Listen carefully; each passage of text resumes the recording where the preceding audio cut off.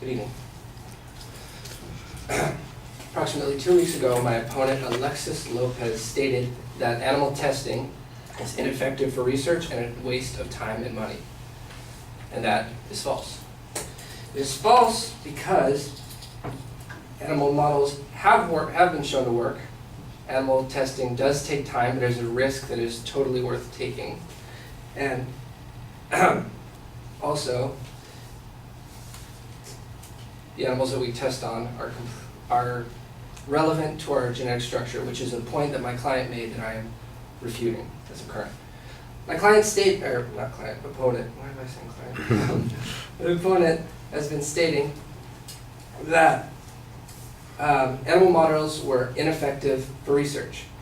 And she bases this off of an article that is by Understanding Animal Research, which the article is actually claimed, or is actually stated, 9 out of 10 statistics are taken out of context. So the article itself actually backs up my argument and does not support her argument, as it goes into detail about how animal statistics are taken completely out of context. The 9 out of 10 that she states is actually closer to an 8% that goes from finishing stages to its fully formed stages. So in perspective, animal trials account for a first stage of animal testing. 64% of those trials, once again cited by this same article by Understanding Animal Research, is 64% of those are safe for human consumption and then go through trials to be refined, which makes them fine for human consumption. And this barrier is taken because it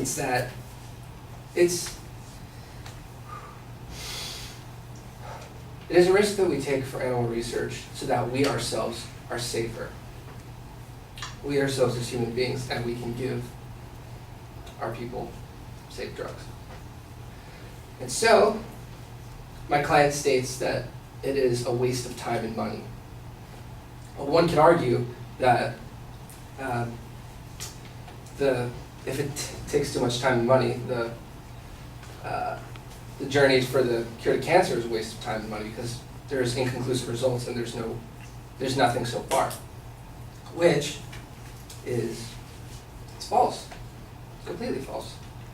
Science takes time and science takes money for sure, but in order for us to ensure a safe lifestyle, we need to take this risk.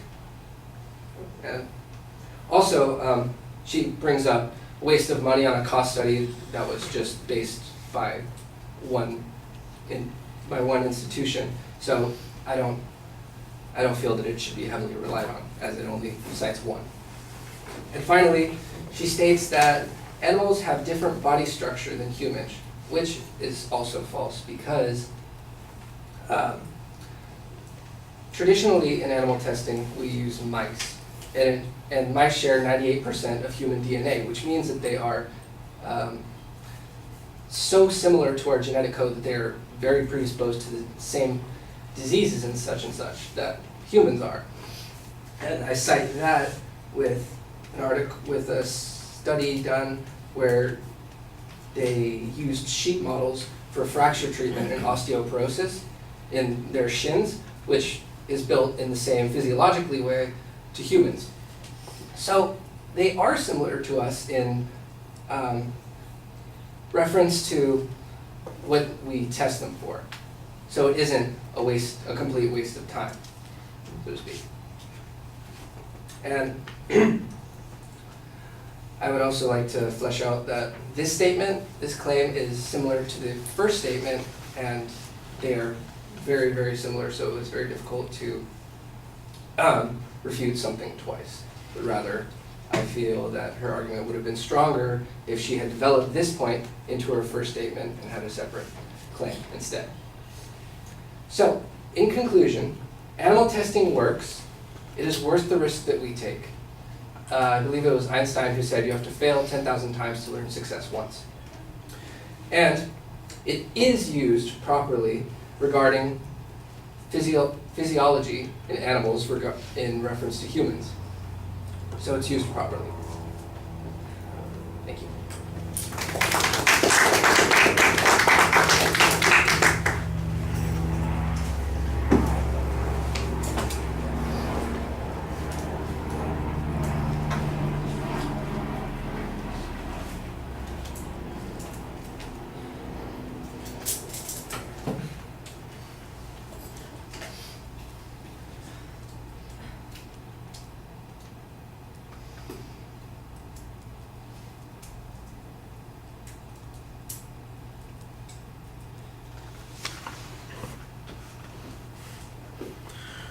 All right, well, you take up contrary positions on the issue of whether or not the models work, whether or not there's risk, and whether or not we get any benefit from this. That's okay. You identify the advocate's claims and you respond to them point by point, although you do suggest that they are basically the same point just repeated, so I can understand why that would be a little bit frustrating to you. I'm not sure that that's the case because I don't remember exactly what the grounds were that the advocate presented on those points, and if you've neglected some of those grounds, I'm sure if we were in the debate, for instance, that the advocate would be quick to point out what some of those differences were.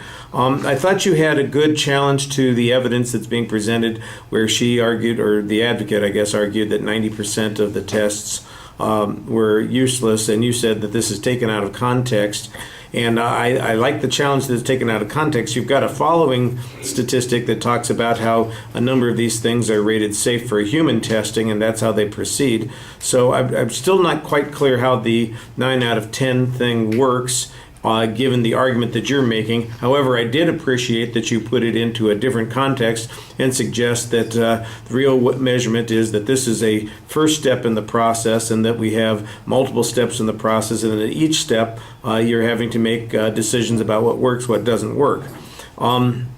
You come down with a kind of an outside standard on this. The issue is what's going to best advance human safety. And I think if we were making a policy claim or a moral argument, that would be pretty reasonable. I think it's a good explanation as to why the tests work the way they do. But again, I think that you needed the follow-up to explain how it is that we're determining whether or not something is safe for humans to be tested on with.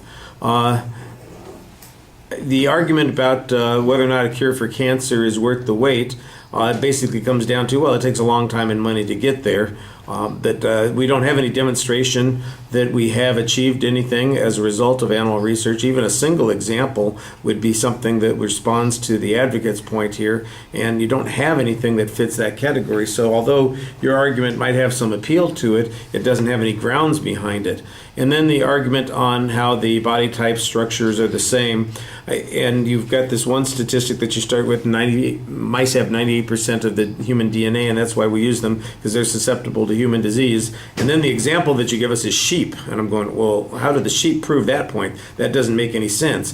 There are other animals that might have similar kinds of connections, especially when it comes to, let's say, the structures of the body as opposed to the DNA. That's probably a separate argument and ought to be argued separately. As it is presented, it sounds like it's a support for the DNA argument, and I can tell that it's not.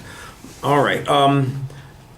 There's a reasonable summary at the end, and we kind of get the point that you're making there. All right. Thank you.